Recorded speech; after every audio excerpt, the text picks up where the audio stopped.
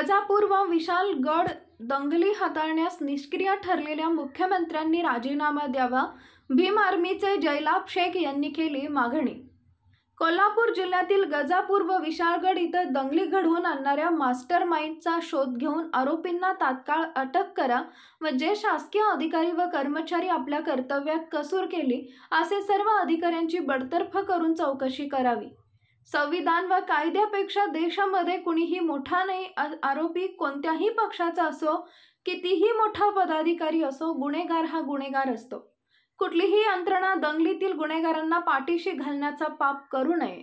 आम्ही बाबासाहेबांचे संविधान मानणारे बहुजन लोक आहोत आणि यापुढे बहुजनांवर होणारे हल्ले सहन करणार नाही। बहुजनांच्या प्रार्थनास्थळ, महिला व मुलांवरील हल्ले कदापि सहन करणार नाही। गजापूर दंगलीतील सर्व आरोपींचा तात्काळ शोध घेऊन तुरुंगात पाठवा।